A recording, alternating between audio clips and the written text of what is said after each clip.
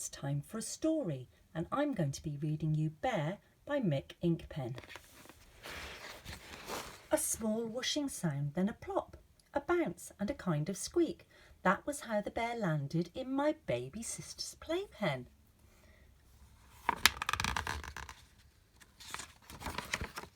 Have you ever had a bear fall out of the sky right in front of you? At first I thought he was a teddy bear. He just lay there, crumpled on the quilt. Then he got up and took Sophie's drink and her biscuit. That's when I knew he was real. Look at Sophie's little face. I'm not sure she's too happy about having her biscuit and drink taken. The bear climbed out of the playpen and looked at me. He rolled on his back, lifted his paws and growled. He seemed to want to play. I put him in Sophie's baby bouncer. He was very good at bouncing, much better than Sophie. Boing, boing, boing, boing. I sneaked the bear into the house under the quilt. At bedtime, I hid him among my toys. Can you see him? Don't you say anything, Sophie, I said. I want to keep this bear. Sophie doesn't say much anyway. She isn't even 2 yet. Uh-oh. In the morning, the sound of shouting woke me up. Sophie, that's naughty.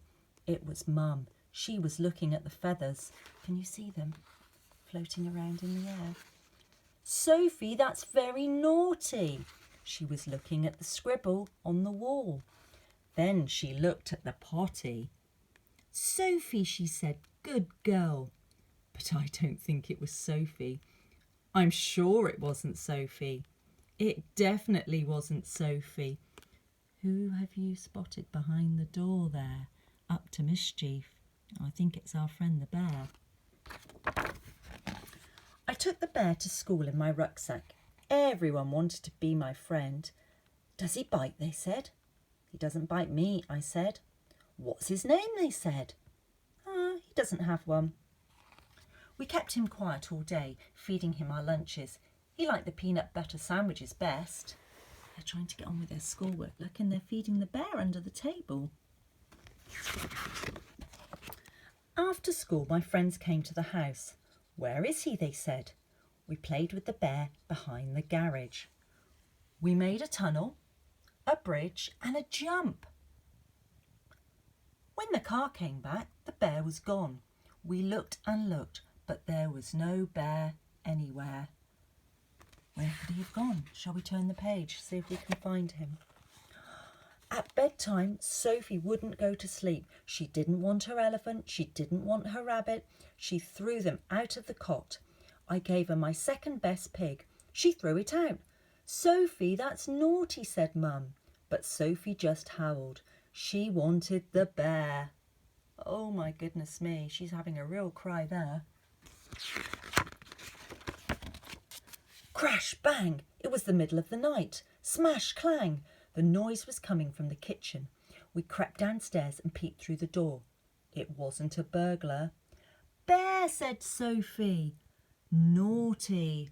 Look what he's done. He's been in the cupboards and he's emptied the cereal. He's got some peanut butter and marmalade. He's got all sorts out. So today, a serious man in a serious hat came to look at our bear. He wrote something in a big black book. Will you have to take him away? I said. Well, we nearly always do, said the man. He pointed his pen at my bear. But, he said, this bear is an exception. This bear, he went on, has fallen quite unexpectedly into a storybook, and it is not up to me to say what should happen next. So can we keep him? I said. Let's find out. Ask them, he said, and he pointed straight out of the picture at you. Can you see he's pointing at you? And you thought for a moment, you looked at the man, you looked at the bear, you looked at Sophie, you looked at me, and then you said,